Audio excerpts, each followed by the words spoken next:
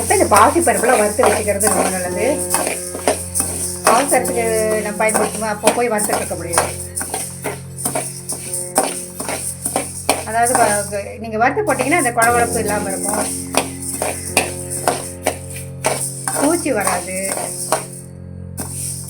நல்லா வறுத்து நீங்கள் டப்பாவில் போட்டிங்கன்னா அவசரத்துக்கு எடுத்து யூஸ் பண்ணிக்கலாம்.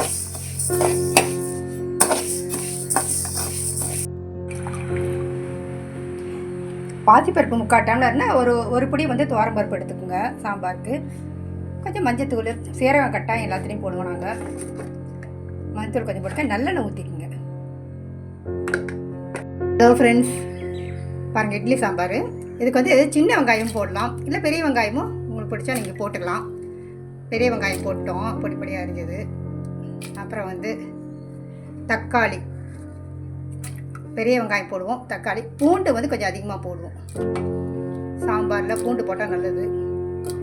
இதெல்லாம் போட்டு குக்கர் மூடி வச்சுட்டு இது ஒரு 3 விசில் வரணும்.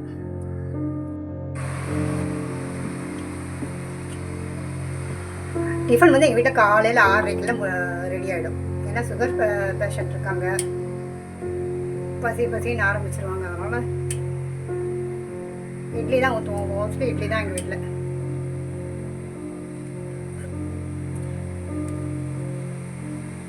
சாம்பார்ல நிறைய வெரைட்டி இருக்குது. நாங்கள் இந்த சாம்பார் இப்போ இன்னைக்கு பண்ணுறோம். பாருங்கள், பருப்பு வெந்தாச்சு. அப்புறம் என்ன பண்ணுறது, மத்தில் கடைஞ்சிடலாம். மத்தில் நல்லா மையம் கடைஞ்சிருக்கு.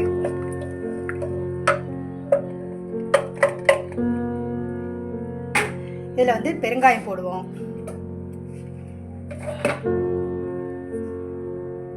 பெருங்காயம், அப்புறம் வந்து உப்பு போட்டுக்கோங்க. இப்போ தான் உப்பு போடுவோம். உங்களுக்கு எவ்வளோ உப்பு போடணுமோ பார்த்து போட்டுக்கலாம், ஏன்னா அதிகமான தப்பாயிடும். அப்புறம் வந்து சாம்பார் மிளகாத்தூள் போடுவோம், சாம்பார் தூள் போடுவோம்.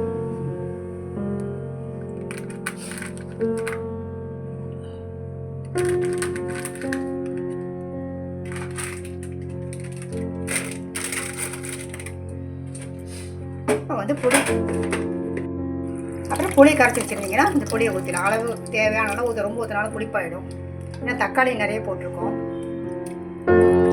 புளி ஊற்றிட்டு அப்புறம் பார்த்து கூட ஊற்றிக்கலாம்.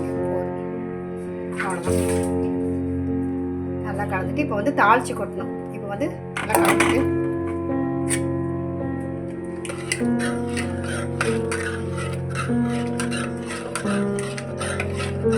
தாளிச்சிக்கலாம். நாங்கள் வந்து நல்லெண்ணெய் ஊற்றி தான் தாளிப்போம். முடிஞ்ச வரைக்கும் நல்லெண்ணெய் பயன்படுத்த ரொம்ப நல்லது, நம்ம உடம்புக்கு நல்லது.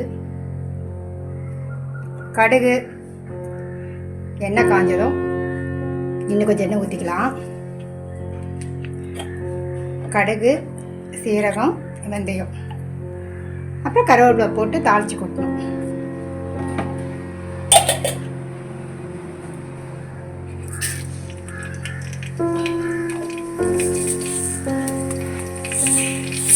நம்ம எல்லா சமையலுக்குமே கருவேப்பிலை போடுவோம். நம்ம எல்லாருமே போடுவோம். கருவேப்பிலை வந்து சத்துள்ளது வேறு, வாசனை அதிகமாக கொடுக்கும். எங்கே சாம்பார் பண்ணாலும் கருவேப்பிலை தாளிச்சா ரொம்ப நல்லாயிருக்கும். எங்கள் வீட்டு தோட்டத்திலே கருவேப்பிலை செடி இருக்குது. பெரிய மரமாக இருந்தது, அது போய் இப்போ சின்ன செடியாக தான் இருக்குது. அடிக்கடி கருவேப்பிலை உருவிடுவோம். அது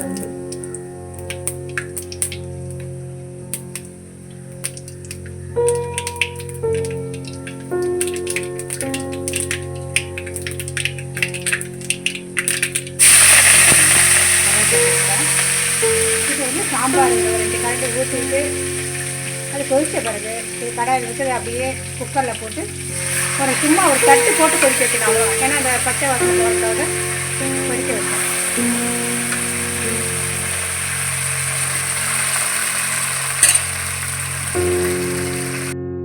உங்களுக்கு நெய் தேவைன்னா நல்ல வாசனையாக இருக்குன்னா நெய் கூட ஒரு ஸ்பூன் ஊற்றிக்கிட்டீங்க.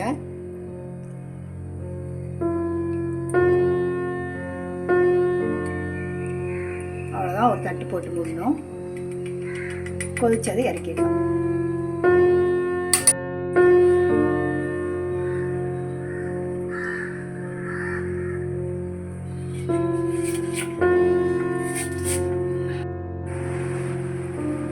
இட்லி சாம்பார், அதாவது சூடான சாம்பார், இட்லி சூடாக இருக்குது.